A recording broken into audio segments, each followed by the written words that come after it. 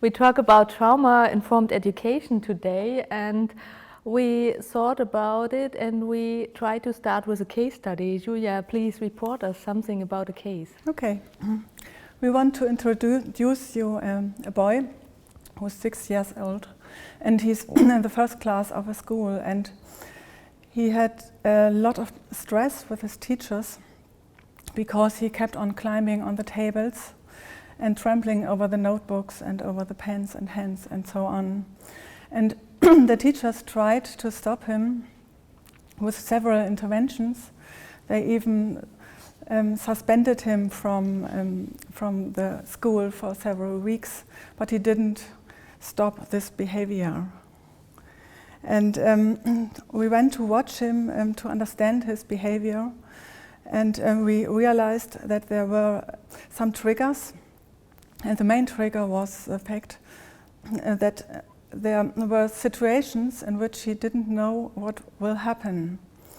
If a person is traumatized, situations with uncertainty are a great problem, because if they have experienced that something bad had happened, they live in a constant state of threat that it will happen again. And so the little boy had to do something with his own possibilities. And he changed a very effective strategy, because climbing on the tables brought the situation under his control, because he knew what the teachers would do. And so he got control over the situation and felt safe again. Having understood these connections, the boy was asked what he needed to feel more safe, and he said he needed a place to hide. And so he built himself in a corner of the classroom a little place where he could hide. And in addition to that, we gave him more transparency in the lessons, more structure, and some possibilities were agreed to give signs when he is in emergency. So the boy was able to participate in the school, and this shows us very clear that in case of trauma, the priorities change. And the most important is to feel safe. And these strategies cannot be stopped by interventions like, if you do that, then that will happen, because there is no alternative strategy to give the people the feeling to be safe. And therefore it's very necessary for teachers to have trauma-sensitive knowledge, to apply such knowledge to develop trauma-informed interventions. And maybe you can tell us a little bit about what is trauma and how it's defined. Yeah, thank you, Julia. Trauma comes from the Greek word for wound or injury, and trauma is a really stressful event. So in the first thing it is very overwhelming. We don't have enough power to cope with the situation. We feel exposed to the situation and we have no way of dealing with it. The second point, it is very unexpected, so you can't see it coming, or you won't expect that a person will do that with you. And in the third point, it causes fear and helplessness. And in the fourth point, it is very threatening, so you will remember the event your whole life, and it is a very devastating event. And I will tell you something about forced migration, because it's a very big issue in our world. In 2022, we had over 108 million people worldwide fleeing in fact of war, hunger, persecution and torture. So forced migration is a very big issue. Many people experience very stressful events before, during and after the forced migration, so trauma is really associated with this issue. But at the same time, not every person who was flying or who fled has a trauma. So let's take a look on the classification of trauma. So Evrim, what can you tell us about classification? Yeah, there are different classifications of trauma, but I'm going to talk about one. We call it acute, chronic, and complex trauma. The first one is acute trauma, result from a single incident like an accident. And the second one is chronic trauma, which is repeated and prolonged, like a domestic violence or abuse. And the third one is complex trauma, is the exposure to various kinds of traumatic events, like the ones after earthquake or war, because people sometimes after this kind of events need to move to another city or country, and they also lost the loved ones, and also they have some language problems or housing problems, or they may experience poverty. So we can call this kind of trauma as complex trauma. Thank you, Evrim. So now we want to have a look on the body and the brain. How does a stressful event affect the body and the brain? Please, Julia, tell us something about the nervous system. So in threatening situations, the stress level arises and to enable a person to defend oneself. And this means that the sympathetic nervous system and some hormones in the body are activated, and the level arises. And if there is no possibility to get out of the dangerous situation, the stress level arises even more, and the brain will give the control to the brainstem, and the fight or flight reaction will be activated. This is an automatically triggered reaction. The person is not able to control it. If this will not bring the person out of the dangerous situation, the emergency reaction will start. And this means that a part of the parasympathetic system is activated in addition to the sympathetic system. And this is like having full gas and full brake at the same time. In this situation, a person gets into a state of freeze. It's not possible to do anything in this situation. And the impressions, all the impressions which are taken into the brain are fragments. This is a very helpful reaction because it's possible to stay alive in very threatening situations, and otherwise our system would collapse.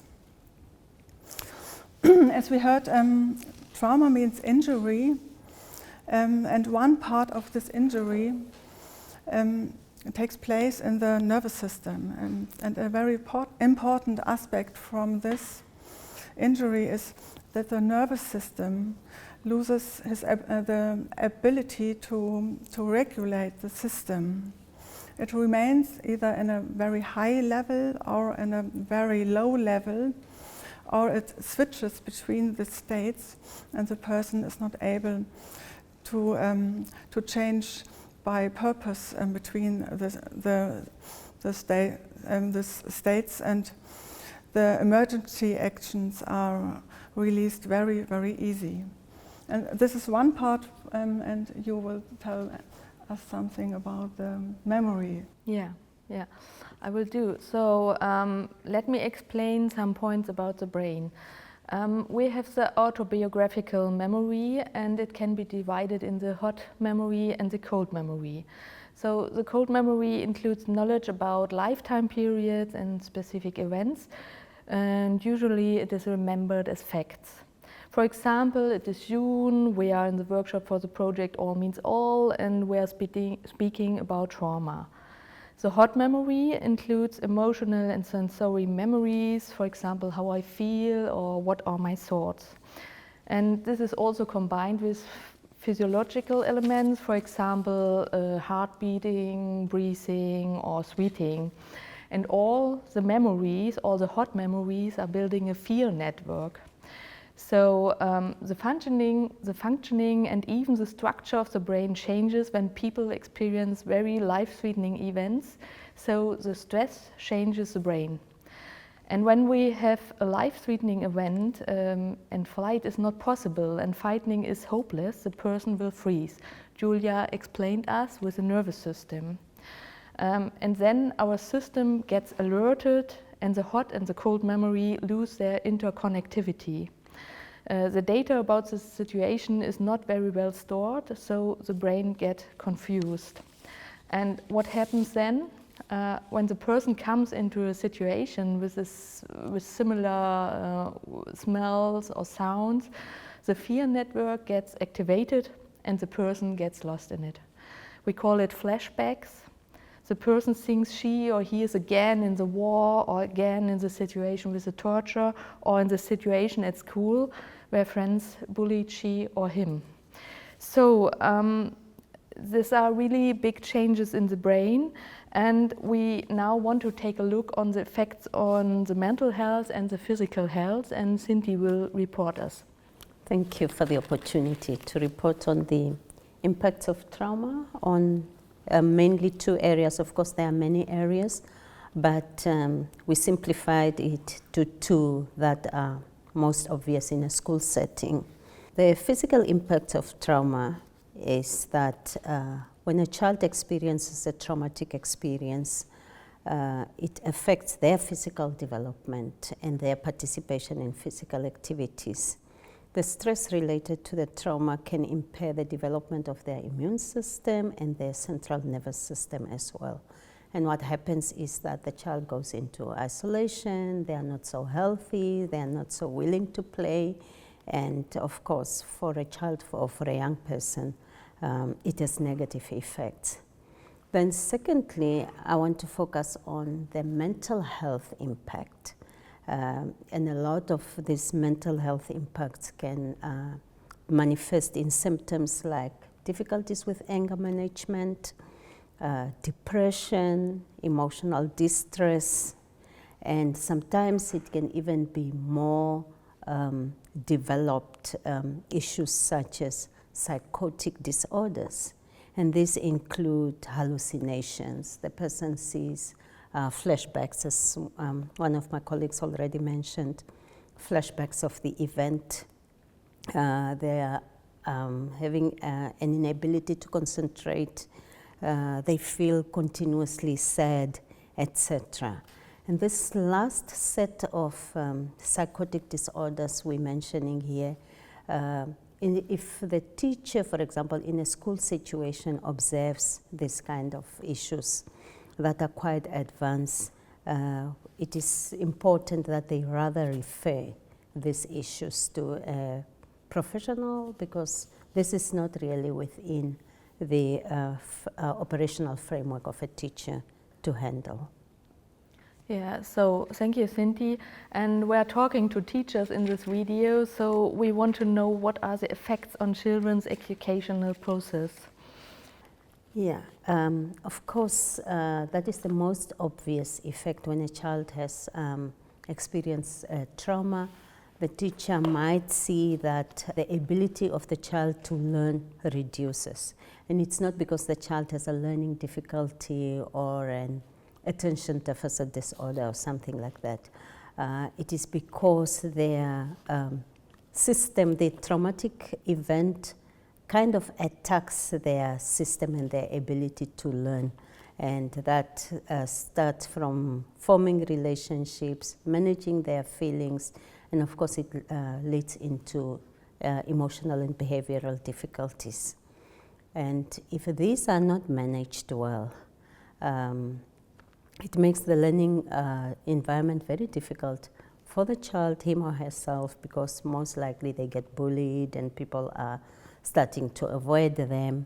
Makes it difficult for the teacher. It makes it also difficult for other learners in the school environment.